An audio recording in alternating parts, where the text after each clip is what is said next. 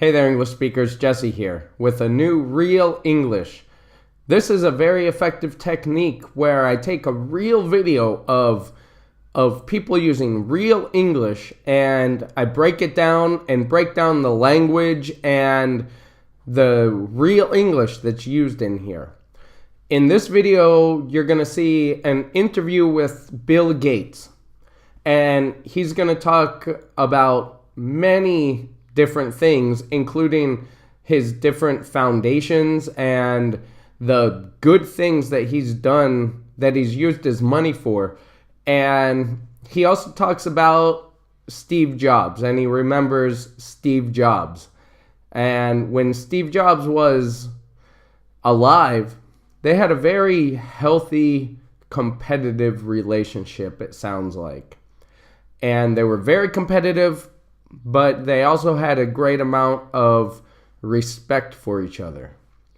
So let's see the interview of Bill Gates, break it down, and let's learn something.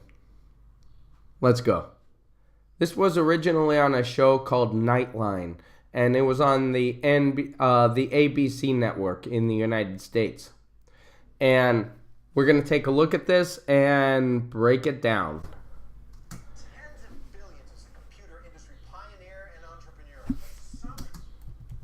Okay. He made tens of billions as a computer industry pioneer and entrepreneur.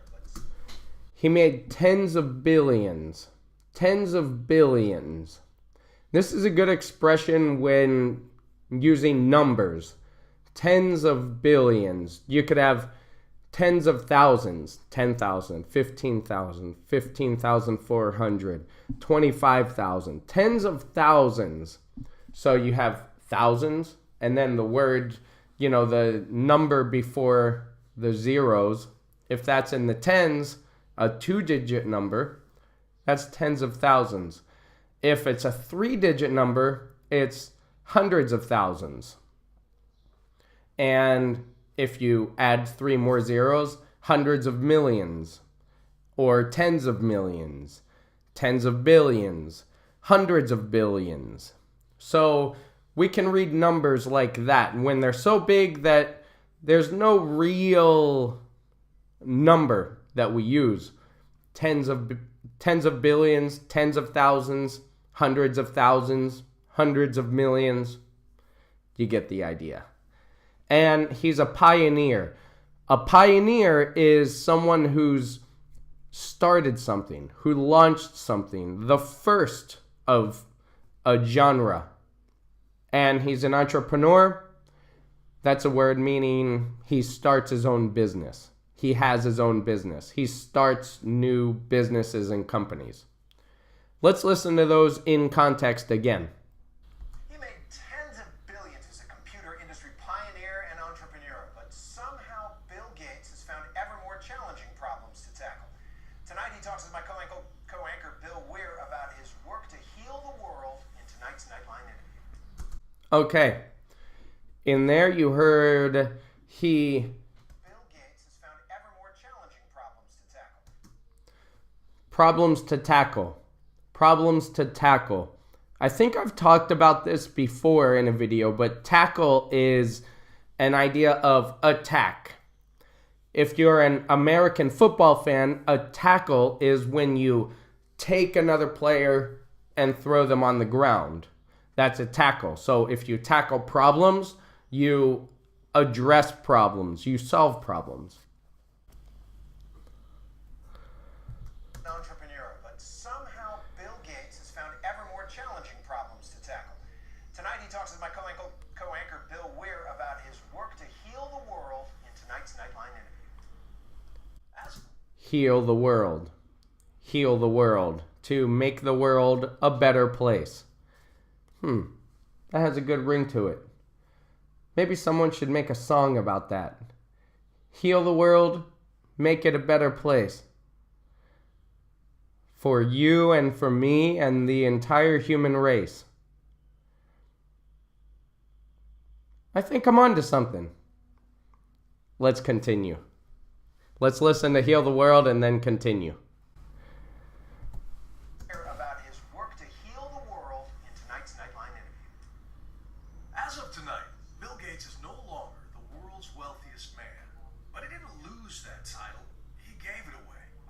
Okay. As of tonight, meaning as of right now, as of today, as of tonight, as of this year, as of a time, meaning to this point, right now. That's another way to say right now, currently. As of now, as of tonight, currently, as we know, and wealthy.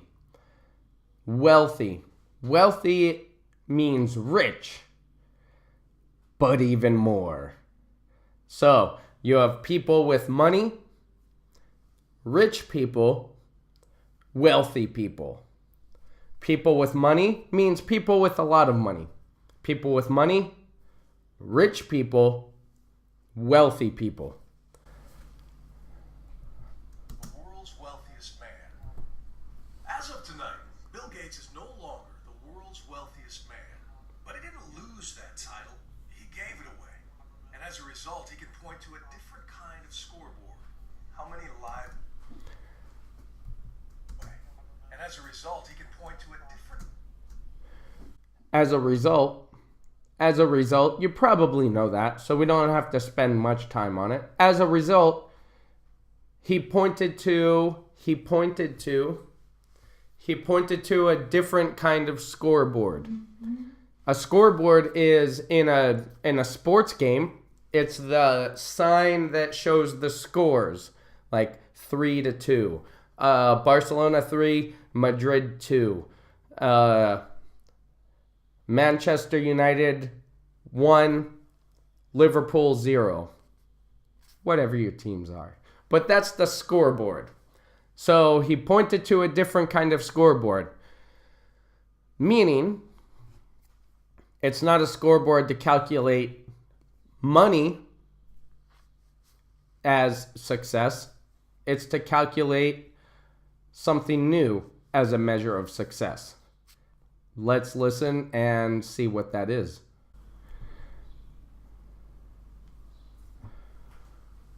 He didn't lose that title. He gave it away. And as a result, he can point to a different kind of scoreboard. How many lives do you think you've touched since you found that? Well, it's easiest to... So we see it. We see a preview. Touching lives. How many lives have you touched?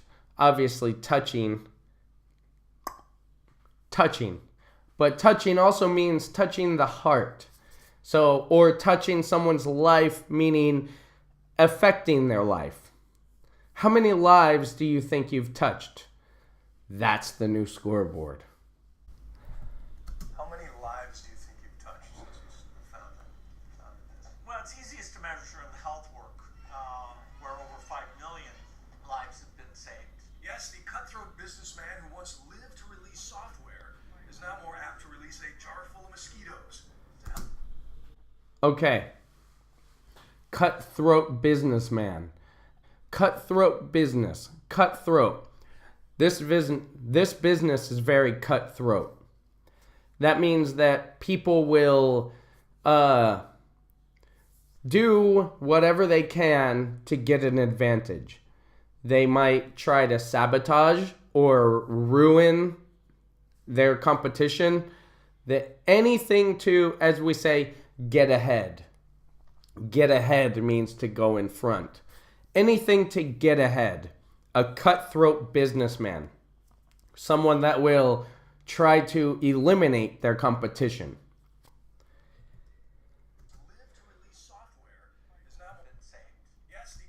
And to live to create and release software. Live to do something. To live to do something means that's your focus in life. I live to please people. That's an expression. I live to please. Normally it's said kind of sarcastically, but I live to help people. I live to whatever. So let's listen again. Listen to cutthroat businessman and who once lived to do something. I live to create. Let's watch. Health work, where over 5 million lives have been saved. Yes, the cutthroat businessman who once lived to release software is now more apt to release a jar full of mosquitoes to help raise malaria awareness. We'll let those roam around the auditorium a little bit. There. To raise awareness. To raise awareness. To make people aware. Make people realize something. To raise awareness for malaria, in this case. Raise awareness for human trafficking. Raise awareness for AIDS. Raise awareness for a lack of education, a lack of clean water. Whatever, normally it's for charities. Let's listen again to that final part. Help raise malaria awareness. Raise awareness for malaria. Raise malaria awareness. Is now more apt to release a jar full of mosquitoes to help raise malaria awareness. We'll let those roam around the auditorium a little bit. There. There's no reason only poor people should have the experience. And you may laugh when bloggers claim that he is better than Batman, but it's hard to find another single person who's done more to ease human suffering. To ease human suffering. You may laugh at, blah, blah, blah. You may laugh at, that's a good way to deliver a point. If people think that you're joking about something and maybe it's intended for humor purposes, but also to deliver a point. You may laugh at, you may laugh when, you may laugh because, whatever. Something that's intended for humor, but also to deliver a point. Almost eradicate another single, and you may laugh when bloggers claim that he is better than Batman, but it's hard to find another single person who's done more to ease human suffering. You've almost eradicated polio. From India, there was one case in a country of 1 billion people last year. To eradicate means to eliminate. Eradicated polio. Polio is a horrible disease. To eradicate, eliminate, get rid of. One case. A case is event. When something like there is a case of the swine flu in whatever country. There were cases of and then whatever virus, disease, abuse, any sort of bad event. Normally case is used with bad events, either abuse or sickness. So cases are events or happenings, circumstances. To ease human suffering, you've almost eradicated polio. From India, there was one case in a country of 1 billion people last year. What preposition was used with eradicate? Eradicate means eliminate. What preposition? Did you catch it? If you didn't catch it, think for a minute. To eradicate, to eliminate from. To eliminate something from an area, from India in this case. To eliminate from, eradicate from. A nice pattern to pick up is if you're using a word that means to leave or to put away, to get rid of, a good go-to, a good preposition to think about is from. Eliminate from. To eradicate from. Polio. From India, there was one case in a country of 1 billion people last year. Yeah, it was January 13, 2011. And so now we've had over a year, no polio cases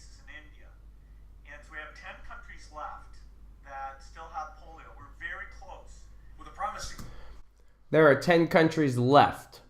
We use the word left.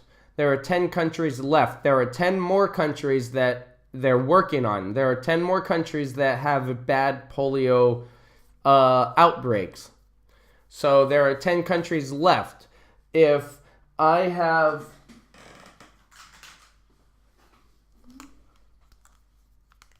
4 markers, if I have 4 markers and I get rid of 3, I have 1 left. I have the green one left. To have left. There are 10 countries left. 10 countries left that still have polio. We're very close. With a promise to give away 95% of their personal wealth, Bill and his wife Melinda's foundation has granted over $26 billion over the years. But their mission to save the world may get a lot more. They have granted. They have given. 26% of their personal. And by the way, it's very impressive. Wealth. Bill and his wife Melinda's foundation has granted over. Again, we heard wealth. Wealth. Like rich, but even more. 95% of their personal wealth. Bill and his wife Melinda's foundation has granted over $26 billion over the years. But their mission to save the world may get a lot more controversial with the release of his newest annual letter, which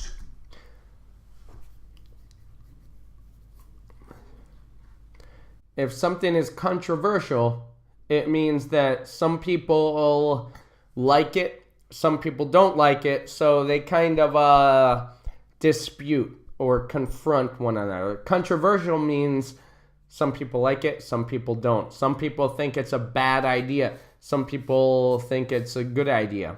Controversial. If a TV show is controversial, it has some material that people might not like. A lot of people. Not, of course, some people don't like anything.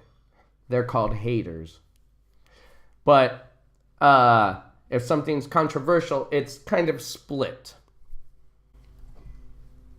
the world may get a lot more controversial with the release of his newest annual letter, which describes a plan to feed the world's exploding population with more genetically modified crops. What a good word here. Exploding population. He could have just used growing population. With the world's growing population, it means the same thing. But exploding population with the world's exploding population creates even more of a word picture. With the world's exploding population. Its exploding population with more genetically, which describes a plan to feed the world's exploding population with more genetically modified crops. And genetically modified crops. Genetically modified, they're going to explain that here. In genetic, your genes, the DNA, the genetics, the genes, Genes, not Jeans. The genes inside to manipulate, to take out, to put in, genetically modified. And to modify means to change. Found this one rice that can survive modified crops. They found this one rice that can survive flooding, and so they wanted to take the gene out and put it in with all the good genes. Known as GMOs, these are seeds built in labs designed to grow stronger and more abundant crops. But by tinkering with nature, some worry they could accidentally spread disease, superweeds, and mutant insects. There was a lot there. Let's take that apart slowly. Designed to grow stronger genes. So, we're looking at designed and built first, the passive voice. It's very effective that are designed and built. As GMOs, these are seeds Seriously. in lab. Put it in with all the good genes. Known as GMOs, these are seeds built in labs designed to grow stronger and more abundant crops. But Built-in labs. Built-in labs. Built-in labs. Pronunciation. We don't say built-in labs. Built-in labs. These are seeds built in labs designed to grow stronger and more abundant crops, but by tinkering with nature. Tinkering. When you tinker with something, it's another word for change. When you do things to change or to modify. When you tinker with something, you have the idea. We used to have these toys called Tinker Toys. They're children's toys. And they had many parts, kind of like Legos, but it wasn't like Legos. But children could take the different pieces and build something with their imagination.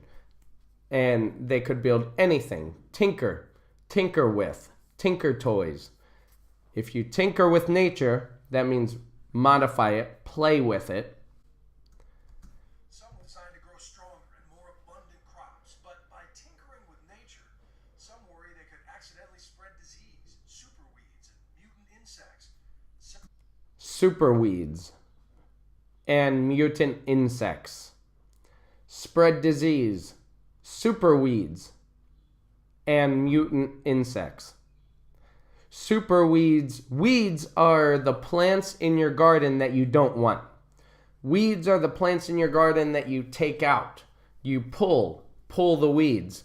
If you have a garden of flowers or vegetables and you take out plants that you don't want, those are called weeds.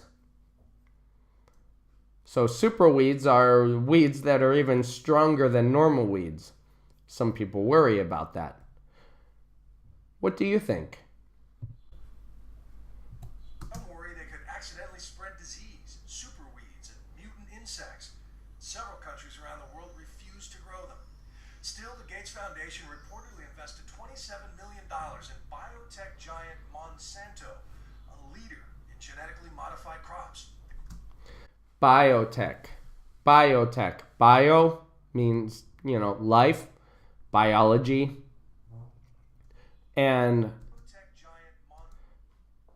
technology. Biotech. And giant means it's a giant company. Simple.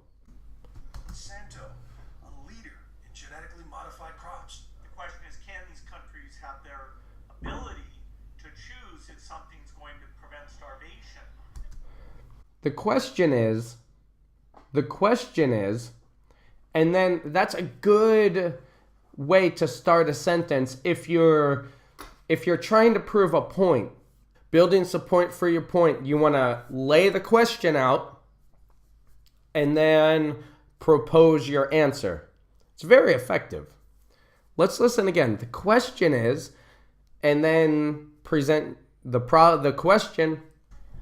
Ability to choose in the crops. The question is, can these countries have their ability to choose if something's going to prevent starvation? And they see that the risks are extremely low. Can they, as a country, have that choice? Big companies like Monsanto, they have the patents not only on the seeds, but the weed killer. And so farmers, both in America and India, then have to buy both in order to survive. It's very expensive. The seeds we're working on for the poor countries, there's absolutely no payments, no royalties of any kind. The seeds we're working on. When you work on something, you do it. There's really not really... That's an expression by itself. Work on. Remember those together like a vocabulary word that we're working on. You work on a project.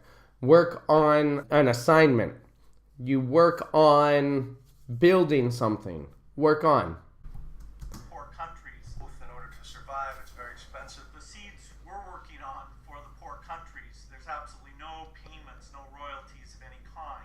We go to Royalties are the payments that people get when other people buy their product. So music royalties are if you hear a song on the radio then the musician will get a small amount of money every time it's played, or the record company probably. But those are the royalties, the payment that goes when a product is sold. Royalties. It's kind of difficult to say. Practice it. Royalties. Let's continue. Companies can say, will you help us? And so they donated. The Harvard Dropout also has some interesting ideas on how to fix American schools, starting... The Harvard Dropout. To drop out means to quit school. When you drop out of school, you quit school. When you drop out of college, you quit the college. He dropped out of Harvard, meaning he quit Harvard. So he's a Harvard dropout. Not too bad for a Harvard dropout, is it? Donated. The Harvard Dropout also has some interesting ideas on how to fix American schools, starting with peer review. He wants to let the top 2% of teachers float from class to class, teaching other teachers what works and what doesn't. First, peer review. Peer review is really a scientific method process, but it's to how to confirm something. So peer review. Peer is a person that's kind of in the same position as you, and review means to go over something. So peer review is when someone checks or confirms your work. Peer review. And when teachers float from classroom to classroom, to float around means to go from classroom to classroom. Kind of like, think of like a butterfly floating from flower to flower. To float around. Class to class. View. From class to class. To let the top 2 American schools, starting with peer review. He wants to let the top 2% of teachers float from class to class, teaching other teachers what works and what doesn't. So you think good teachers can be made? They're not born that way. Well, we can take the ones that are born that way, and there are plenty of those. And yes, we can't make you top 5%, but we can move you from average and help those teachers improve. There's been a little bit of distance. The top percent, the top 5%, the top 10%, the top whatever percent. Can't make you top 5%, but we can move you from average and help those teachers improve. There's been a little bit of distance now since the passing of Steve Jobs. I'm really intrigued by the anecdote at the end of Walter Isaacson's book about how in his final months you came to his house. Well, let's stop first and talk about anecdote. Anecdote. An anecdote just means a real life story. So we're about to hear a real life story from Bill Gates about Steve Jobs and an interaction with Steve Jobs. I'm really intrigued by the anecdote at the end of Walter Isaacson's book about how in his final months you came to his house and the two of you spent a couple hours together reminiscing and really made peace. He and I always enjoyed talking. To make peace with somebody means that you aren't upset anymore. There was some conflict, but when you make peace between countries, between business people, between regular people, you make peace. You had a problem, you don't have a problem anymore. Make peace with. Or just make peace. Reminiscing and really made peace. He and I always enjoyed talking. He would throw some things out, some stimulating things. We talk about the other companies that have come along. We talk about our families and how lucky we've both been in terms of the women we married. It was great, great relaxed conversation. How did his passing affect you? Well, How did his passing? His passing means his death. It's a politically correct, it's a gentle way to say death. How did his passing affect you? That's nice to hear. That's gentle to hear to the ears.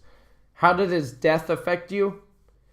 It means the same thing, but it's a little harsher.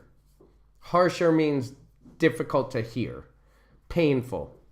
So how did his passing? If we say, if someone you care about died, you could say they passed away. It's a gentle way to say died.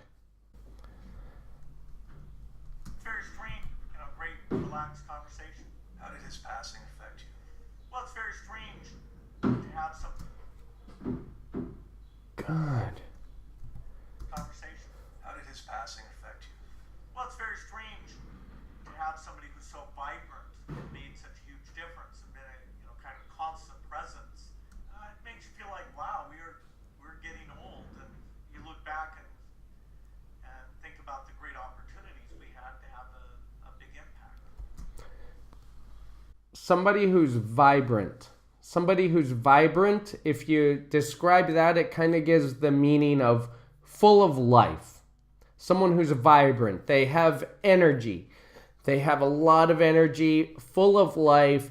They go, and you have a picture of they're bright and full of energy, vibrant. So vibrant and made such a huge difference and been a kind of constant presence. It makes you feel like, wow, we're getting old, and you look back and think about the great opportunities we had to have a big impact. You look back or you think back. Those mean the same thing. You look back and think, or you think back about. Those are good expressions. You look back and think about the great opportunities we had to have a big impact.